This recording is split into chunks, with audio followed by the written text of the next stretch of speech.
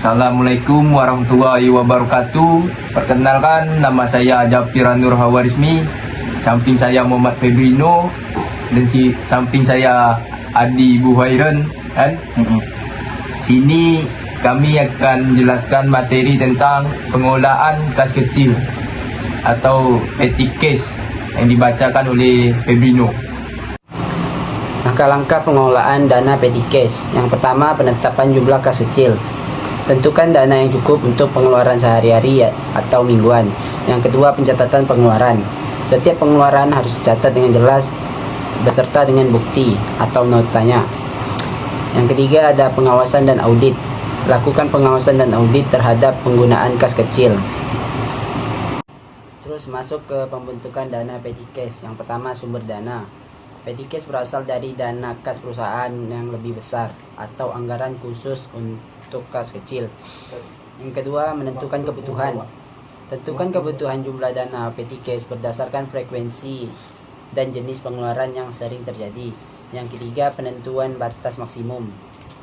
Penentuan batas maksimum, tentukan batas maksimum yang tidak boleh dilampaui agar pengelolaan dana tetap terkontrol.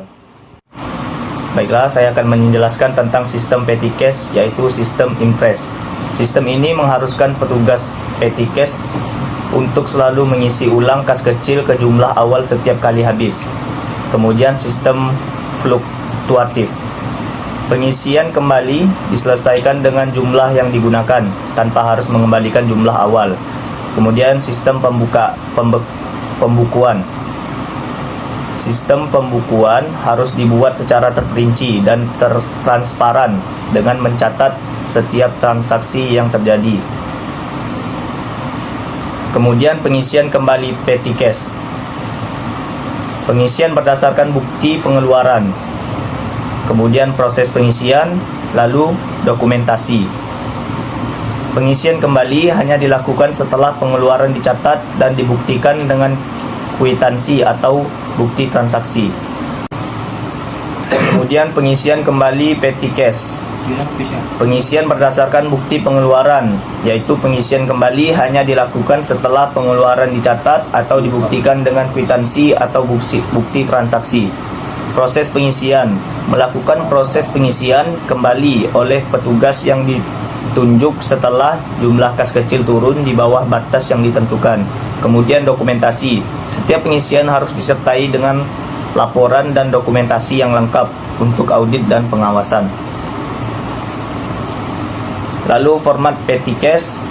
Format yang umum digunakan dalam pencatatan petty cash antara lain: 1. Tanggal pengeluaran. Yang kedua, deskripsi pengeluaran. Yang ketiga, jumlah pengeluaran. Yang keempat, saldo kas kecil. Yang kelima, contoh format bisa disesuaikan dengan kebutuhan perusahaan atau organisasi. Prosedur pengeluaran petty cash. Permintaan pengeluaran.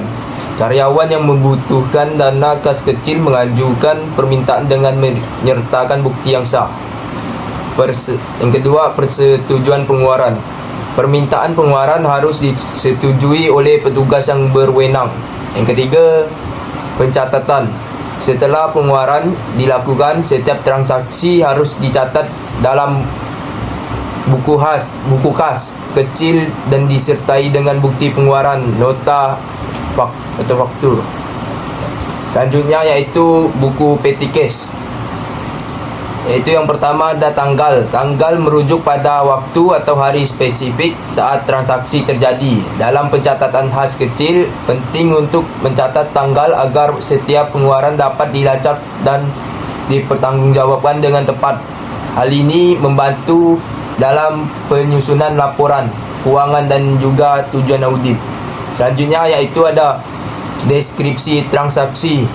Deskripsi transaksi adalah penjelasan singkat mengenai tujuan atau jenis pengeluaran yang dilakukan. Deskripsi ini memberikan rincian tentang apa yang dibeli atau dibayar dengan kas kecil, misalnya pembelian ATK atau makan siang untuk rapat. Deskripsi ini memastikan bahwa setiap transaksi tercatat dengan jelas dan dapat dipahami oleh pihak lain yang melihatnya. Selanjutnya, ada jumlah uang yang dikeluarkan. Ini adalah nilai uang yang dikeluarkan untuk transaksi tertentu. Jumlah uang yang dikeluarkan harus dicatat dengan akurat sesuai dengan bukti pengeluaran atau nota atau faktur. Untuk memastikan kas kecil digunakan dengan tepat dan sesuai dengan kebijakan perusahaan. Selanjutnya yaitu ada saldo yang tersisa. Saldo yang tersisa menunjukkan jumlah uang yang masih ada di kas kecil setelah pengeluaran dilakukan. Ini penting untuk memantau apakah dana kas kecil cukup untuk pengeluaran berikutnya, dan juga untuk memastikan tidak ada pengeluaran yang melebihi anggaran yang ditetapkan. Baiklah, kesimpulannya yaitu pengelolaan kas kecil yang efektif memerlukan prosedur yang jelas dan sistematis. Selalu ada penguasaan terhadap setiap pengeluaran kas kecil.